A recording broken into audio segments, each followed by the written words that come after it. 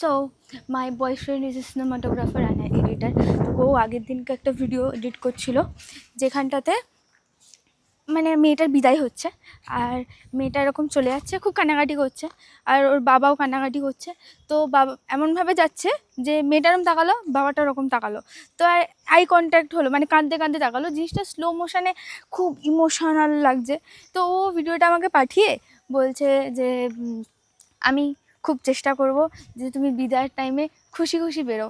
So sweet ইয়ার। কিন্তু the scenario is, আমি আদৌ কাঁদবো?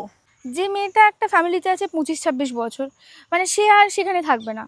হঠাৎ করে তোমার অন্য কোথাও ঘুম ভাঙবে, তুমি দিনের শেষে অন্য কোথাও ফিরে আসবে, তাদের সাথে তোমার ডেইলি দেখা হতো, তাদের সাথে ওকেশনালি দেখা হবে, নতুন ফ্যামিলি মেম্বার্স, নতুন পার্টনার্স। এটা সত্যি দুঃখ, ভয়, একটা মিক্সড ইমোশন। বাট যারা আমরা অলরেডি বাইরে থাকি, অনেকগুলো দিন পার হয়ে গেছে, মানে বাবা মাকে ছেড়েতে থাকার ব্যাপারটা, এটাতে আমরা পুরোপুরি অভ্যস্ত হয়ে গেছি। বাড়ি 10-15 দিন পর পর যাওয়া হয় কাজের চাপে। আর হ্যাঁ, বয়ফ্রেন্ডের ফ্যামিলিকে যে চিনি না তা না, চিনি। এবার প্র্যাকটিক্যালি কারোর সাথে থাকা আর মাঝে মধ্যে দেখাশোনা হওয়া দুটো আলাদা জিনিস। ইয়েট চিনি, জানি মোস্টলি। তো বিয়ে হয়ে যাওয়াটা কি কোনো চেঞ্জ আনবে? রেন্টটা বেঁচে যাবে। আমরা যারা বাইরে থাকি অলরেডি 2-3 বছর ধরে, আর we going to feel the same emotions? আমি জানি না ভাই।